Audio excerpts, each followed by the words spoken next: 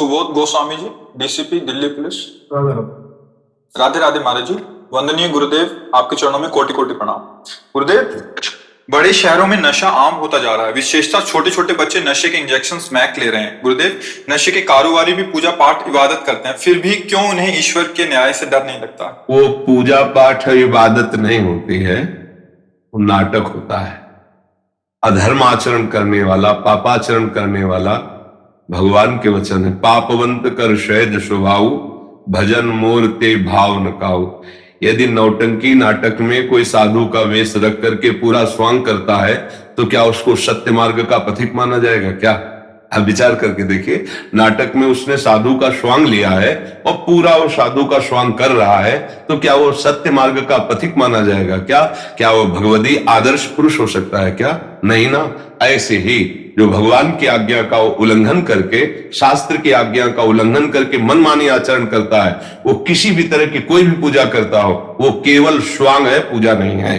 सत्य पर चलने वाला एक भी फूल न चढ़ाए तो उसके पांचों प्राण भगवान में समर्पित है और वो सच्चे पूजा कर रहा है भगवान की। भले वो फूल चंदन न चढ़ाता हो, लेकिन वो सत्य पे चलता है, वो सच्चा पुजारी है। और असत्य आचरण, पाखंड, व्यभिचार, नाना प्रकार के दोष करता है और बड़ी बड़ी आरती पूजा, तो बिल्कुल वो पूजा नहीं, वो नौटंकी का स्वांग है। वो थोड़ी देर के लिए रोल कर रहा है, उसको कोई भगवान से अपनापन नहीं। भगवान की आज्ञा और भगवान के अनुशासन का यदि त्याग करे तो भगवान का सेवक नहीं कहलाता है, वो केवल नाटक होता है। अब वो किसी भी डिपार्टमेंट का हो, चाहे साधु डिपार्टमेंट हो, चाहे वो जनरल डिपार्टमेंट, किसी भी अधिकार पद पे हो, यदि वो सत्य को स्वीकार नहीं करता, हमारी भारतीय शास्त्रीय संविधान को स्वीकार नहीं करता, वो केवल स्वांग है, स्वांग। अच्छा, इन लोगों की जो उन्नति दिखाई देती है उसका आंतरिक रहस्य है। हमारे भागवतिक विधान का एक नियम है कि जैसे आप अच्छे कर्म शुरू करो, बहुत धर्म से चलना, नियम से चलना, अब आपका पाप कर्म आपके ऊपर हावी कर दिया जाएगा, ये विधान है। क्योंकि पूर्व का जो पुण्य है और अब आप सत्कर्म में चल रहे हो, तो आपका जो बीच में पाप कर्म बाधा पहुंचाएगा, उसको पहले नष्ट किया जा रहा है। उल्टा सीधा जैसा भी भगवान को नजर आया भुगवा करके। अब उस समय जब कोई धर्मात्मा पुरुष सत्संग नहीं करता तो उसको लगता है जब से हमने भजन का नियम लिया और सत्य और धर्म पे चलना शुरू किया, तभी से मेरी ये अव्यवस्था, विपत्ति, संकट आ गए।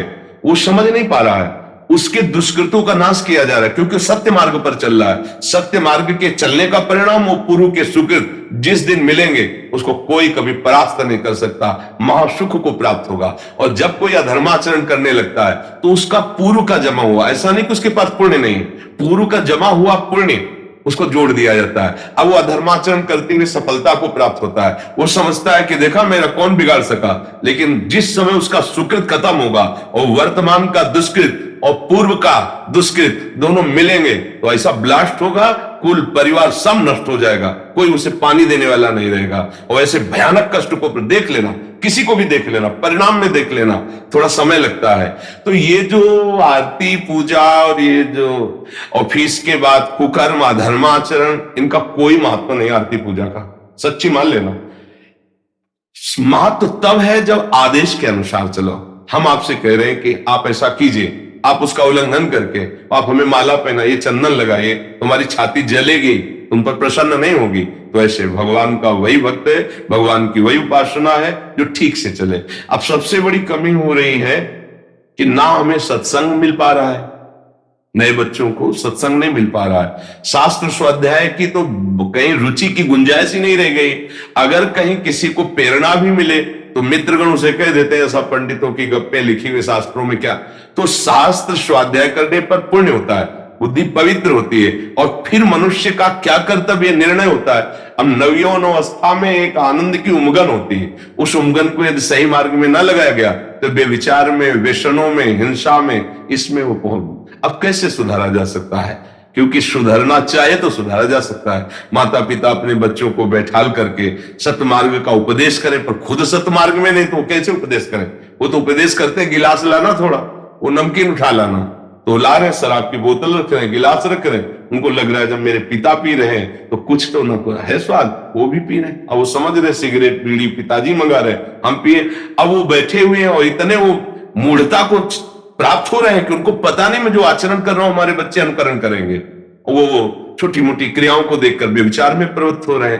पहले माता पिता अपने आप को शास्त्रीय सम्मत मार्ग पर लाएं, तब वो बच्चों को उपदेश कर सकते हैं। कई बार हम भी बहुत दुखी हुए हैं कि ये जो समय चल रहा है ये आगे हमारे देश के लिए, हमारे भविष्य के लिए बहुत हानिकारक है, क्योंकि जहां मजबूत होनी चाहिए हमारी नींव, वहीं हम गड़बड़ हो रहे हैं। अभी 17-18 के हैं और वीर दोष से युक्त हो चुके हैं। कितने ऐसे बच्चे जिनको औषधियों के द्वारा वीर पुष्ट करने की सलाह दे रहे हैं, उनको आसनों प्राणायाम में लगा रहे हैं। ये अवस्था वीर नष्ट होने की है। क्यों नष्ट हो रहा है? क्योंकि मोबाइल है, जो चाहे देख सकते हैं, जैसा चाहे भाव विचार कर सकते हैं, और जब मित्रों से मिलते हैं तो उसे सुख का वर्णन करते हैं कि ऐसा करने से सुख मिलता है, ऐसा करने से सुख मिलता है, और वो सब सुख की लालसा में दुख यो नया, ये सब दुख देने वाले फिर ऐसी प्रवृत्तियां हो जाती है कि वही चल करके हिंसात्मक प्रवृत्ति वाले कानून का भारी भारी अपराध करके जेलों में पड़े हैं या तो मृत्यु का शिकार बनते हैं। और ये सब नई पीढ़ियां तभी सुधरेंगे जब कम से कम उनको ये बताया जाए कि मनुष्य जीवन कितना कीमती है और इसका उद्देश्य क्या है और सुख कैसे प्राप्त होता है। सुख केवल भोगों में नहीं है, भोग मोह तो आप सबके पास है। हृदय से देखो, क्या विश्राम मिल गया?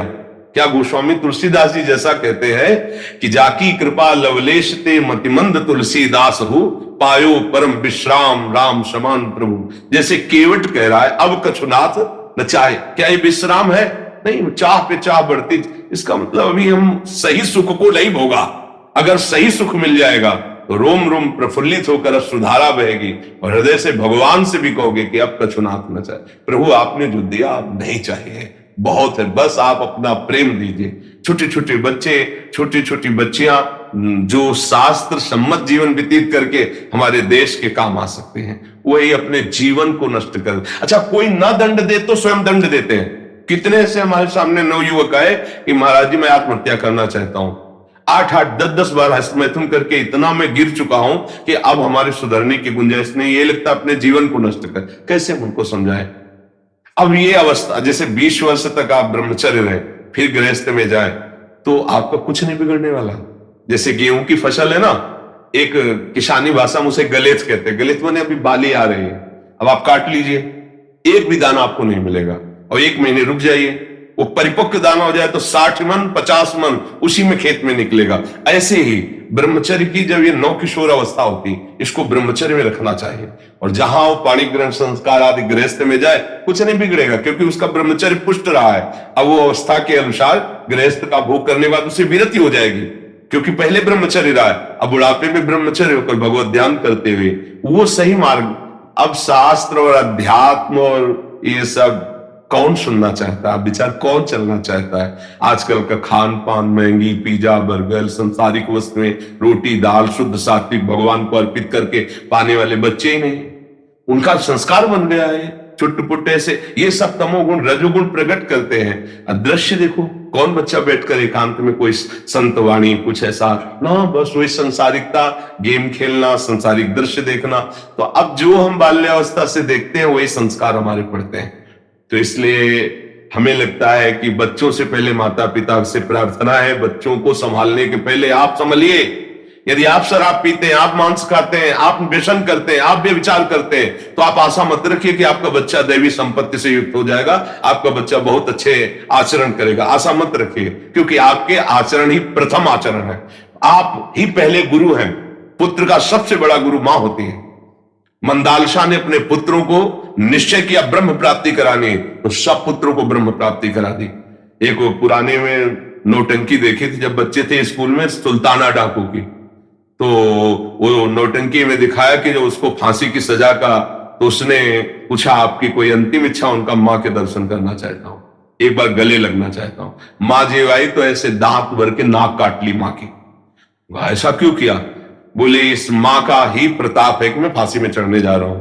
जब पहली कलम चुराई थी स्कूल में तो मां ने कहा था बहुत अच्छा बेटा, काम करेगी। बस हमारा उत्साह बढ़ गया कि मार्ग सही है और मैं आज इतना बड़ा डाकू बना कि आज फांसी पे टंगने जा रहा हूं। मां का कारण है। तो माता पिता अगर सही मार्ग में चल रहे हैं और सच्चे आचरण कर रहे हैं तो मुझे लगता है कि बच्चों को ज्यादा उपदेश देना नहीं पड़ेगा। हम लोगों के घर में पिताश्री ऐसे महात्मा थे गृहस्थ में रहते हुए भी कि संत महात्मा आते, भगवत चर्चा, सब चरण धो, चरणामृत पान करो, इन साष्टांग दंडवत करो, जब प्रसाद पर इनकी थाली दो, उसका प्रताप हुआ कि हम भी बाबा जी बन गए, हम भी भगवान के मार्ग के पथे। अगर संतों की जूठन न मिली होती, संतों के चरण न धोए होते, संतों के वचन न सुने होते, तो संत बनने की क्षमता थोड़ी हमारे हृदय में आती, वही विषय भोगों में जाती। तो हमें लगता है माता पिता को सावधान होकर के अपने जीवन को पवित्र बनाए और हमारे भारत की नवीन पीढ़ी बच्चों को सतमार्ग का उपदेश करें। कोई भी बच्चा नशा करेगा या विचार करेगा, कैसे आगे बढ़ पाएगा? वीर शक्ति स्मरण शक्ति है, वीर ही नष्ट हो गया तो स्मरण शक्ति नष्ट हो गई, बल नष्ट हो गया, उत्साह नष्ट हो गया, धैर्य नष्ट हो गया, सत्य नष्ट हो गया। ब्रह्मचर्य बहुत बड़ी चीज है। लोग जिसको एकदम खिलवाड़ समझ रहे हैं, ये तुम्हारा जीवन भी है, तुम्हारी मृत्यु भी है, तुम्हारा धर्म भी है, तुम्हारा अधर्म भी है। अगर धर्म पूर्वक गृहस्थ में रहकर संतान उत्पत्ति करो, भगवान की पूजा हो रही, अधर्माचरण करके बेविचार करो, अपना नाश कर रहे हो। जब पाप का फल आएगा तो कोई नहीं बचा पाएगा। कोई भी पद, कोई भी प्रतिष्ठा, कोई भी ऐश्वर्य, वो सब दिखावा हो जाता है। हृदय जलेगा तो पद क्या करेगा? ये कर्म बहुत बलवान है। अवश्य में भोक्तव्यम कृतम कर्म शुभाशुभम। इसलिए सबसे प्रार्थना है, डरो, अधर्माचरण से डरो, व्यसन से डरो। आनंद की जो उमगन होती है वो नशे से हम नष्ट करते हैं। चाहे शराब हो, चाहे ड्रग्स हो, चाहे गांजा हो, चाहे भांग हो, एक हमारे अंदर स्वाभाविक आनंद है। ईश्वर अंश जीव अविनाशी, चेतन अमल सहज सुख राशि। उसका जो सहज सुख आनंद उमगन होता है, वो प्रमाद स्थिति, उसको मार्ग सही नहीं मिला, इसलिए वो उस उमगन में वो नशा सीख जाता है कि और आनंद आएगा, जबकि वो आनंद का नाश कर रहा है। अगर कोई नशा न करे तो खुद पता चलेगा, हृदय एक शीतल, एक शांत रहेगा। धर्म से चलने वाले को एक बहुत बड़ा पुरस्कार मिलता है, विवेक, कहीं नहीं फंसने देता।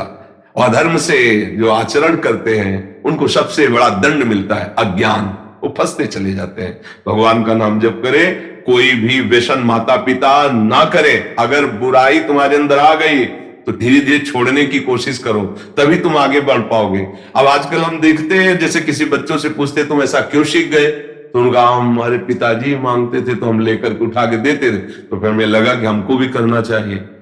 जब स्वयं तुम्हारे अंदर सत्य विराजमान, फिर तुम सत्य का उपदेश करो तो लागू हो जाएगा। और सत्य नहीं है और फिर उपदेश, तो इसीलिए हमारा समाज जो है वो पतन की तरफ बढ़ता चला जा रहा है। बहुत कठिन है सत्य मार्ग पर चलना, बहुत कठिन है। हर क्षण वृत्तियां विषयों की तरफ आकर्षित होती है, उनसे लड़ करके और भगवान का चिंतन, वो आपके सबके हृदय में देख लो ना, भगवान का चिंतन करने के लिए कितनी बड़ी अंदर जो ताप उत्पन्न होती, क्लेश, उसको सहना होता है। मन बार बार विषयों में जा रहा है, उस विषयों से हटाकर उसको प्रभु में लगाना। फिर वो जो बोलेगा कि विषय बंधन है, इसे त्याग दो, तो अब जाओ, ये तुम्हारे छा जाएगा भूत की तरह। विषय बंधन है, उसे त्याग दो, क्योंकि उसने स्वयं त्यागा है। अगर स्वयं त्यागा नहीं, फिर काम। एक संत के पास एक माँ गई, मेरा लड़का बहुत गुड़ खाता है, आप इसको रोक दीजिए तो मान जाएगा। उनका 1 हफ्ते बाद आना, 1 हफ्ते बाद बोले, बेटा गुड़ खाने से दांत खराब हो जाएंगे, पेट में कीड़े पड़ जाएंगे, मत पाना। बोले, बाबा अगर यही बोलना था तो उस दिन बोल देते ना। बोले, हम खुद खाते थे, इसलिए 1 हफ्ता छोड़ दिया, अब आगे जीवन में नहीं खाएंगे, तब हम उपदेश देंगे। उपदेश तब लागू होता है जब स्वयं के आचरण पवित्र हो और जीवन का लक्ष्य सत्य हो, तो लागू हो ना। हमारे अब समाज में सत्य की तरफ बढ़ने की उमगन रह गई है, क्योंकि सबकी बुद्धि इस बात में बैठ गई कि धन ही सुख का कारण है, धन से भोग, भोगों में सुख, और यही आसुरी प्रवृत्ति है। इसी के कारण बड़ी बड़ी हिंसाएं, बड़े बड़े छल कपट व्यभिचार इसी के कारण बढ़ रहे हैं। सुख का कारण भगवान की एक एक वृत्ति के द्वारा भजन रूपी पूजा करना। जैसे आप हो, सरकारी पद पे हो, जो आसुरी प्रवृत्ति के लोग हैं उनको दंड देना आपकी पूजा है। जो अधर्माचरण करते हैं कानून के अंतर्गत रह करके उनको दंड देना है, भगवान की पूजा है। भगवान का स्मरण करते हुए, भगवत भाव रखते हुए, सत्य मार्ग में चलते हुए अधर्माचरण वालों को बख्शो नहीं, ये तुम्हारी सबसे बड़ी पूजा होगी। जितना अधिकार मिला, अधिकार की सीमा के अंतर्गत जो है, अगर वो अधर्माचरण करते मिल जाए तो चाहे जितना हमें वो अनुकूलता दे, अनुकूलता किसी भी तरह की नहीं स्वीकार करनी चाहिए, यही भगवान की पूजा हो जाएगी। और कोई, जैसे आप बताए ना कि आरती पूजा करते हैं, फिर वो भगवान को नहीं पसंद है, आप सच्ची मानना। भगवान को सोने का सिंहासन पसंद है क्या? एक पर्वत है यही भूमंडल पे 4 लाख योजन का, जिसका नाम सुमेरु है, और पूरा को पूरा सोने का है। 4 लाख योजन चौड़ा, 4 लाख। रत्न गर्भा पृथ्वी है, जैसे लाल मिट्टी पीली मिट्टी निकलती है, ऐसे सोना चांदी हीरे जवाहरात से निकलते हैं। रत्न गर्भा समुद्र को कहा है। उनको चाहिए क्या? तुम्हें 100-200 ग्राम सोने का मुकुट बना दो, अधर्माचरण करो और भगवान राजी हो जाएंगे। तुमने 100-200 ग्राम सोने का मुकुट बना दिया, हमारे बड़े भाग्य। अरे उनकी सृष्टि की तरफ देखो, मारा घूम रहा है वैभव, अनंत वैभव उनका है। उनको क्या चाहिए? उनकी आज्ञा का पालन करो, सत्य मार्ग पे चलो। तो यह धर्माचरण वाले को, लोगों को भोग ऐसा भ्रम रहता है कि बर्फी पेड़ा चढ़ा देंगे, थोड़ा सोना चांदी रुपया पैसा, तो भगवान हमारा बैलेंस बनाए रखेंगे कि हम पापाचरण करेंगे, वो हमारी रक्षा करेंगे। कदापि नहीं, भ्रम में ना हो जाए। जैसे किसी को भ्रम रहता है ना कि पापाचरण करूंगा, पैसा कमाऊंगा, उसमें से कुछ हिस्सा साधु महात्माओं को दे दूंगा, वो भजन करते हैं हमारा मंगल हो जाएगा। नहीं, बड़ा भारी हानि होगी। जिनका प्रश्न भी है, इनका प्रश्न भी है, कुछ दान करके वो अपनी काली कमाई को सफेद करते हैं, क्या ये उचित है? बिल्कुल, ये बहुत बड़ा दंड है। क्योंकि अगर तुम ये चाहते हो कि अधर्माचरण करके किसी साधु को, तो आपका धर्माचरण का धन जब उसके पास जाएगा तो उसकी बुद्धि भ्रष्ट होगी, और जब उसकी बुद्धि भ्रष्ट होगी तो भजन के त्याग कराने का अपराध और वह धर्माचरण का अपराध मिलकर तुम्हें नष्ट कर देगा। इसलिए हम कहते हैं, सभा में कई बार कहा, तुम्हें ठाकुर जी की कसम है, या कोई भी धर्माचरण का अर्थ मत चढ़ा देना। क्योंकि पूरा जीवन जिन बच्चों ने अपने भगवान के लिए अर्पित किया है, तो भीख मांगकर ब्रजवासियों के टुकड़े पाकर, हमें प्रभु से चाहिए। तुम ऐसा मत सोचना यहाँ आकर के धर्माचरण का रख जाओ, मंगल हो जाएगा। हमारी तरफ से पहले कसम है तुम्हें कि तुम्हारा भी अमंगल होगा, हमारे अमंगल को तो हमारे भगवान बचाएंगे ही। भीष्म जी सरसैया पर पड़े हुए थे। महाराज युधिष्ठिर ने जब प्रश्न किया और भगवान ने भी प्रोत्साहित किया भीष्म जी को कि उत्तर दीजिए, तब भीष्म जी ने उपदेश शुरू किया, तो द्रौपदी जी ने हंस दिया। भीष्म जी ने कहा, हंसी क्यों बच्चा? तो उनका, पितामह ये प्रवचन मुझे आज अच्छे नहीं लग रहे आपके, क्योंकि सभा में चिल्ला चिल्ला के मैं पूछ रही थी जब मुझे लाया जा रहा था कि महाराज युधिष्ठिर अपने को पहले हारे हैं या मेरे को। सब सभा में बैठे आप भी थे, मुझे भरोसा था कि अगर आप खड़े हो गए और बोल दिए तो मेरी वो दुर्दशा ना होती जो हो रही थी। बाल खींच के एक वस्त्र रजस्वला में सभा में घसीट के लिए आप कुछ नहीं बोले थे। कहां गया है धर्म का ज्ञान का उपदेश आपका? तो उन्होंने कहा, बेटी मेरी बुद्धि भ्रष्ट हो गई थी। पापी दुर्योधन का पक्ष और अन्न खाने से मेरी 6 महीना बाणों की सैया में पड़ा पड़ा रक्तस्राव हो गया है, भीषण कष्ट पा रहा हूं। अब मैं पवित्र हो गया हूं, इसलिए जो प्रश्न करोगे सही उत्तर दूंगा। उस समय मेरी बुद्धि शुद्ध नहीं थी जो मैं उत्तर दे देता। तो उन्होंने उदाहरण दिया कि एक परमहंस जी जंगल में रहते थे, कंदमूल फला दिखाते थे। तो एक राजा वहां गया, जब देखा कि वो ध्यानस्थ है तो इंतजार करता रहा। फिर प्रणाम किया और कहा, महाराज कृपा करो, आप जैसे विरक्त महापुरुष हमारे घर में आएंगे तो हमारा गृह पावन हो जाएगा। तीर्थी कुर्वन्ति तीर्थानि, आप जैसे महात्मा चरण रख दे वो स्थान तीर्थ हो जाता है, तीर्थों को भी तीर्थत्व प्राप्त होता है। तो सोचा कि अधिकारी है, शास्त्र ज्ञानी है और संतों पर श्रद्धा करता है, चले गए। महल में गए, सुंदर सुंदर भोग विलास की सामग्रियां सब खाई पी। शास्त्र निषेध करता है, राजन्न का निषेध करता है। वैरागी को उतना ही सात्विक पदार्थ भगवान को अर्पित करके अल्पाहार लघुहार, जिसमें आप ब्रह्मचर्य सके, आपकी बुद्धि शुद्ध रह सके, मतलब जैसे रजोगुणी पुरुष पाते हैं वैसा निषेध किया गया। ऐसा नहीं मनमानी तुम खाओ पियो तो तुम्हारी बुद्धि भजन में लग जाएगी। और खा पी के खूब अच्छे से राज सम्मान पा करके आए, भजन में अरुचि, वही महल का चिंतन, वही भोगों का चिंतन। यार कब राजा आएगा कि दोबारा बुलाएगा? अब कंदमूल फल खाने वाले, भजन छूटा, चिंतन राजा का।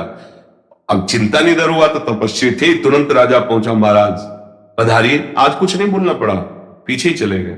महल में पाए और देखा ऐसे तो एक श्रृंगार कक्ष में हार टंगा हुआ था हीरो का। तो अवसर लेकर के, क्योंकि दास दासियां सेवा में नहीं, स्वयं राजा और रानी थे, तो वो हार लिया, झोली में डाल लिया, प्रसाद पाया, जय हो करके चल। रानी जब श्रृंगार को शाम को बैठी तो देखा तो उनका, महाराज अपने इस निज महल में अपनी जो दास दासियां हैं, बिल्कुल कहीं उनका आना जाना नहीं, तो हार चुराएंगे क्यों? मुझे लगता है जिन संत भगवान को तुम लाए थे वो हार चुरा के ले गए। वो कहा, ऐसा मत, तो हमारे देश के पावन पवित्र संत हमारे हार को क्या करेंगे? तो उनका, महाराज आप कुछ भी को, मेरा दृढ़ विश्वास है कि हार आपके संत ले गए। बोले हम दूसरा बनवा देंगे, आप शब्द मत उच्चारण करना। अब 5-7 दिन के बाद उन्होंने फल लाने के लिए झोली में हाथ डाला तो हार देखा, तो ये क्या, मेरी बुद्धि भ्रष्ट हुई, मैं इसे क्या करूंगा, अरे मेरे से तो अपराध बन गया। हार लिया और वहीं से चिल्लाते हुए राज दरबार, महाराज मैं चोर हूं, मैंने आपके महल से हार चुराया। बोले महाराज बस आपकी परीक्षा के लिए मैंने हार आपकी झोली में डाला था, आप तो संत है, क्योंकि सभा के हृदय में संतों के प्रति दोष बुद्धि हो जाएगी, इसलिए धर्मात्मा राजा ने तत्काल बात बदल दी। चलो महाराज, महल ले गए और कहा महाराज आप ही चुरा ले गए थे, आप ही वापस करने, मेरी समझ में नहीं आया। तो बोले जिस दिन आपका अन्न खा के गए उस दिन से मेरी बुद्धि भ्रष्ट हो गई, राजन्न के कारण मेरी स्वर्ण चोरी करने की, रत्न चोरी करने की प्रवृत्ति जागृत हुई, और जब 7 दिन से मैं भूखा हूं क्योंकि मुझे कुछ अच्छा नहीं लग रहा था, आज मैं कंदमूल फल लेने के लिए झोली निकाला, उसमें हार मिला, तब मुझे समझ में, महाराज ये आपके अन्न का प्रभाव है कि मुझ तपस्वी को चोरी करने के लिए विवश कर दिया। भीष्म जी ने कहा बेटी अन्न का प्रभाव इतना बड़ा होता है कि मैं सब ज्ञान रखने वाला उस समय उत्तर नहीं दे सका। तो ये जो लोग सोचते हैं ना कि अधर्म आचरण करके दान पुण्य मंदिर, कुछ नहीं, धर्म के द्वारा कमाए हुए धन का विभाग करो, एक मूल के लिए जमा करो, एक परिवार के पोषण के लिए जमा करो, एक आगामी व्यापार की उन्नति के लिए, और उसका कुछ भाग गरीबों की सेवा, गौ सेवा, अनाथ है, बीमार है, कोई संत महात्मा भूखा प्यासा, अतिथि सेवा, ये शास्त्र विधान है धर्म के कमाए हुए से। जिन लोगों का ये कहना ना कि अधर्म में इतने % दे दो, तो दोनों एक ही बात है, अंतर नहीं है, एक ही बात है, मतलब वो एक ही डिपार्टमेंट है। नहीं तो धर्म ऐसा कभी आदेश नहीं करता कि तुम हिंसा करो, पापाचरण, चोरी करो और दान कर दो तो तुम परम पवित्र सुख हो जाए, ऐसा कभी नहीं, कहीं नहीं, किसी शास्त्र में नहीं है।